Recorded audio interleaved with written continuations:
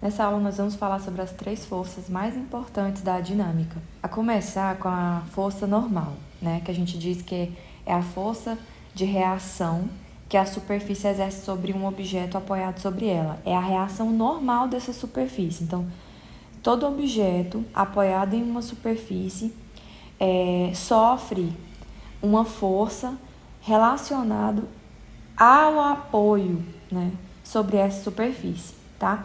Então, observe o seguinte, coloquei aqui para vocês, na situação A, nós temos aí uma maleta. Essa maleta está sobre uma superfície, que é a superfície da mesa. Essa maleta já sofre aí uma força que a gente chama de força-peso, que é a atração que a Terra exerce sobre a bolsa, né? Atraindo a bolsa para o centro da Terra. Essa força-peso, como vocês podem ver, ela tem direção vertical e ela está com o sentido voltado para o centro da Terra, ok? Agora observe, como essa maleta está sobre a superfície da mesa, a mesa exerce uma força contrária sobre essa bolsa, né? Essa maleta. Contrária à força de atração que a Terra está exercendo sobre ela. Essa força normal, gente, ela tem a mesma direção e sentido oposto ao peso, tá? É por isso que eu digo aqui que a resultante é nula. Porque se eu for fazer a resultante das forças, o que seria a resultante? É pegar todas as forças que estão atuando sobre esse sistema, que é a bolsa, e somar. Se eu somar esses 2 vetores, eles vão se anular, porque eles possuem a mesma intensidade, ou seja, o comprimento dessa seta é o mesmo comprimento dessa seta vermelha. Então, essas 2 forças têm a mesma intensidade numérica, mas elas possuem sentidos contrários, então elas vão acabar se anulando. Eu posso dizer que o módulo da força normal é igual ao módulo da força-peso. Se eu tivesse que calcular a força normal, bastava eu calcular a força-peso, eu acharia a força normal que essa mesa está atuando sobre a maleta. Então, a resultante dessas forças é nula. Isso aqui deixa de ser dessa forma a situação B. Por quê? Porque nesse momento, a pessoa segurou a maleta na intenção de levantar a maleta. Embora ela não tenha levantado ainda, mas só o fato dela ter pegado na alça da maleta já diminui o contato da maleta com a superfície da mesa, o que diminui também a intensidade dessa força normal. Mas essa diminuição da intensidade da força normal é compensado por essa força que ele está aplicando na alça da maleta. A soma dessas 2 forças, que têm a mesma direção e o mesmo sentido, vai ser igual à força-peso, que está no sentido oposto. Por isso que eu coloquei aqui, ó, a força normal mais a força aplicada é igual à força-peso, tá? Elas possuem, se eu pegar essas 2 e somar, porque elas estão no mesmo sentido, posso somá-las, elas vão ser iguais à força-peso, ok? Agora, observe nessa situação, ele já levantou a maleta. Como ele já levantou a maleta, não existe mais força de contato com a superfície da mesa, que é a força normal. O que existe agora é uma força aplicada na alça da maleta, pela mão dele, né? Ele está aplicando uma força e como o sistema está em equilíbrio, tá? Todos esses casos aqui, o sistema está em equilíbrio, tanto na situação A, como na situação B, como na situação C, o sistema está em equilíbrio. Eu estou considerando que não há movimento. Se não há movimento, está parado o sistema, eu considero que essas 2 forças, elas têm a mesma intensidade, ou seja, o mesmo módulo, né? Então, a força aplicada pela mão é igual à força-peso. E não existe força normal aí, porque não tem mais contato com a superfície da mesa. Se eu pegar essas 2 forças e somá-las, elas vão se anular. Por isso que eu digo que a resultante é nula, ok? Vamos agora observar aqui que existe uma segunda força muito importante, que é a força de tração.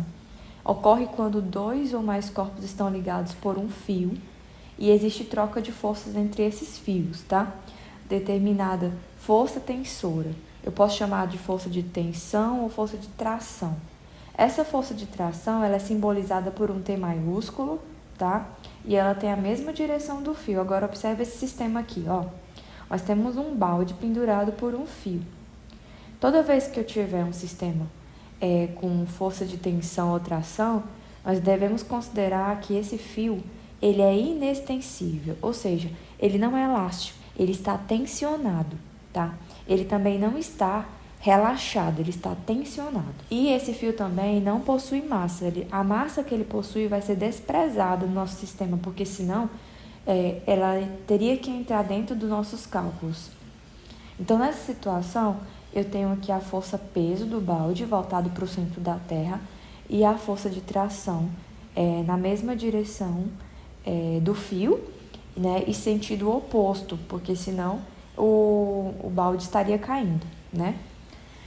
Nessa situação aqui, o sistema também está em equilíbrio e essas duas forças, elas são iguais. Por isso que eu coloquei aqui, ó, no equilíbrio do balde, a força de tração é igual à força-peso, tá?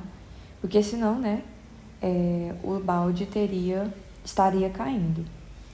E note que a força de tração e a força-peso, elas não são um par de ação e reação. Então, a gente não pode confundir a força normal, a força-peso, a força de tração, a força-peso, como pares de ação e reação. Não, porque elas são independentes, elas existem independentes uma da outra, tá? Porque, por exemplo, essa força-peso é a força que a Terra está atuando sobre o balde.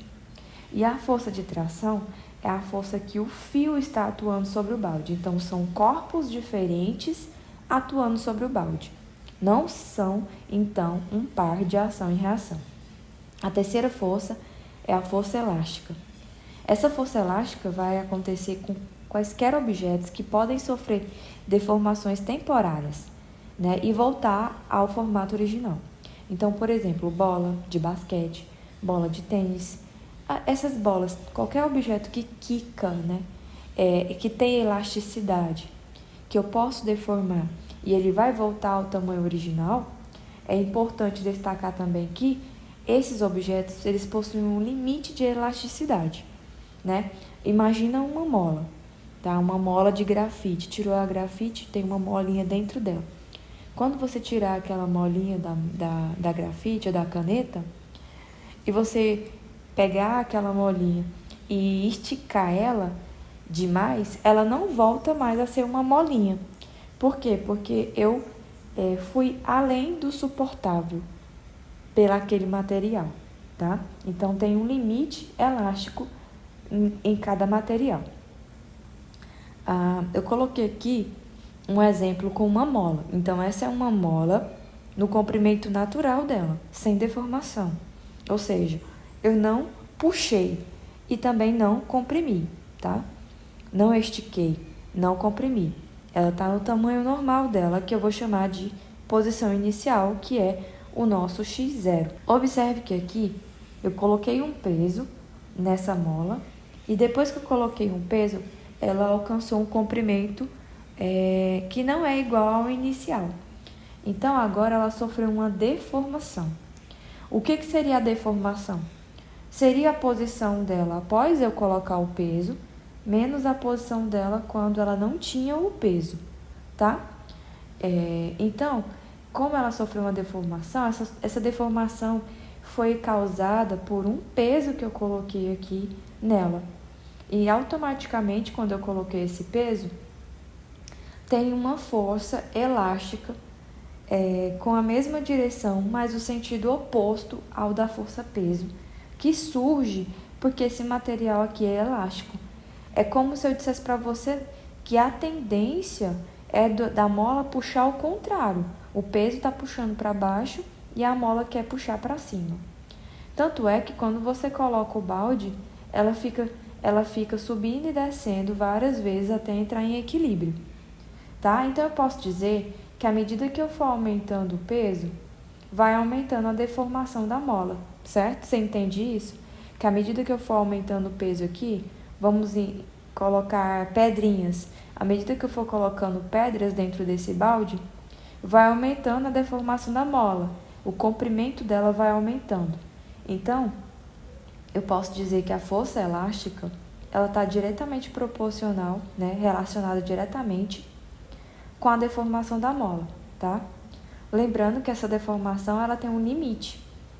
E como ela tem um limite, a lei de Hooke veio estabelecer que por causa desse limite, a gente conhece como limite a constante elástica da mola.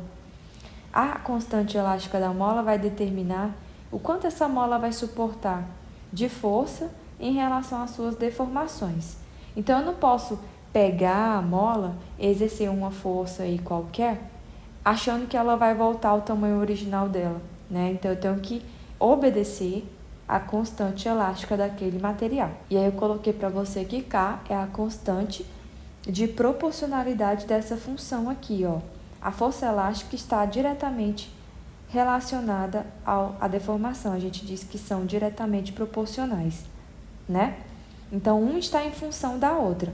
Quanto maior a deformação, maior será a força elástica. Mas existe uma constante de proporcionalidade, que é a constante elástica da mola ou do material que você está utilizando no sistema. Observa aqui, então, uma mola no estado original, está no sentido horizontal, rente com o chão. Vamos considerar que esse chão aqui não tem atrito. Eu pego esse bloquinho e eu vou empurrar, comprimir a mola, vou empurrar a mola.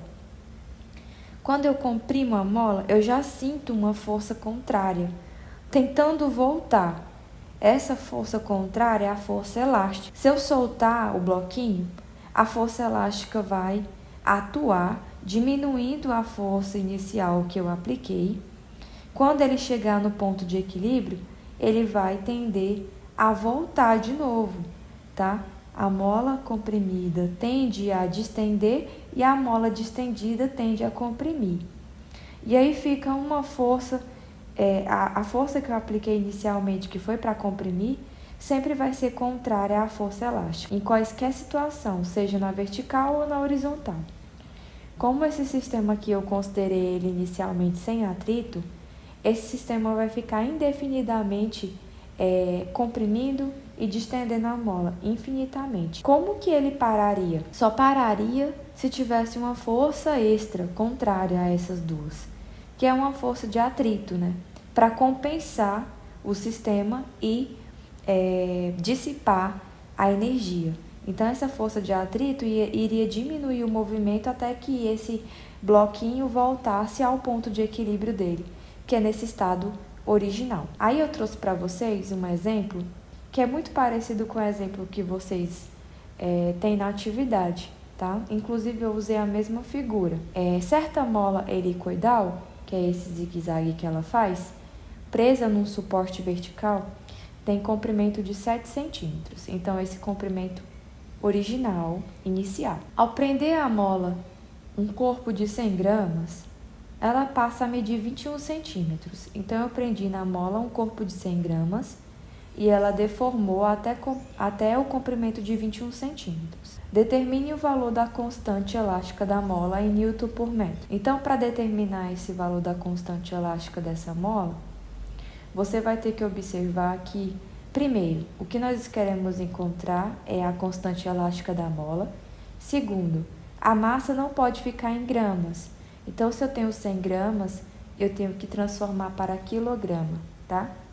100 gramas é 0,1 quilograma. Então, eu vou ter que usar nesse formato aqui. A aceleração gravitacional é 10 metros por segundo ao quadrado. E a deformação da mola, muito cuidado para isso, vai ser o comprimento que ela estabeleceu após eu colocar o peso, menos o comprimento que a mola tinha antes de eu colocar o peso nela, tá? Então, fica 21 menos 7, que dá 14, ok?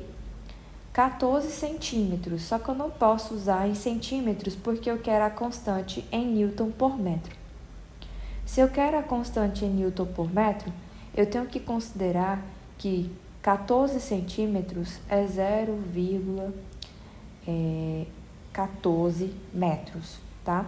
Então, o que eu tenho que fazer? Eu tenho que pegar 14 e dividir por 100, ou eu tenho que considerar que se eu dividir por 100 é a mesma coisa de eu pegar 14 e multiplicar por 10 a menos 2, tá bom? É a mesma coisa, eu coloquei aqui em notação científica. Aqui ele está em decimal e eu coloquei em notação científica, transformando a unidade de centímetro para metro. Recapitulando, pega 14 e divide por 100, ou você pega 14 e multiplica por 10 a menos 2, é a mesma coisa, tá bom? Vamos lá, então? Primeira coisa, eu tenho que observar o sistema vai estar em equilíbrio, tá bom? Significa que eu tenho que considerar que existe uma força-peso, que é da Terra exercendo sobre o bloquinho, puxando ele para o centro, e existe uma força contrária, que é a força elástica. E essas forças são iguais porque o sistema está em equilíbrio. Então, considerando que elas são iguais, eu tenho que saber como que se calcula a força elástica e como que se calcula a força-peso. A força elástica é a multiplicação da constante elástica vezes a deformação da mola. E a força-peso é a massa vezes a aceleração da gravidade. Como eu quero saber a constante elástica, eu tenho que passar essa deformação da mola para o outro lado da igualdade. Se ela está multiplicando com a constante elástica, ela vai passar para o outro lado dividindo. Então, para achar a constante elástica, eu vou ter que multiplicar a massa pela aceleração da gravidade e dividir pela deformação da mola. Tudo considerando as unidades de medida certinho, tá? Então, aqui eu vou colocar a massa em quilograma, a aceleração da gravidade em metros por segundo ao quadrado e a deformação da mola vai estar em metro. Observe que se eu multiplicar 0,1 vezes 10, vai dar 1, ok? 1. Agora eu vou pegar esse 1 e vou dividir ele por 14. 1 dividido por 14 dá 0,071. Só que esse número aqui ele é muito menor que 1, concorda? Eu quero fazer ele, que está no formato decimal, e para o formato de notação científica. Porque aqui embaixo eu tenho um 10 elevado a menos 2. E eu quero subir esse 10 elevado a menos 2 lá para cima, esse é meu objetivo. Mas primeiro eu vou colocar esse número aqui em notação científica. Para colocar ele em notação científica, eu vou andar com essa vírgula 2 casas para a direita. Como ele é um número muito pequenininho, o expoente vai ficar negativo. Então, olha, 1, 2, vai ficar 7,1, certo? 7,1 vezes 10 elevado a menos 2, que é a quantidade de casas que eu andei. 7,1 vezes 10 elevado a menos 2. E aqui embaixo eu não mexi no denominador, ele continua lá, ó. 10 a menos 2, 10 a menos 2. Só que agora eu vou passar ele para cima, tá? 10 a menos 2, quando eu passo ele do denominador para o numerador, o expoente vai mudar de sinal, vai ficar positivo. Então, agora eu tenho duas bases, 10, com expoentes de sinais contrários. Como eu tenho que conservar a base e somar os expoentes, uma vai anular a outra, ok? E vai ficar 1, né? Então, a constante elástica da mola vai ficar 7,1 Newton por metro. Bom, gente, eu espero que esse exemplo tenha auxiliado vocês de alguma forma e libertado vocês para fazer aí a atividade proposta no roteiro 3.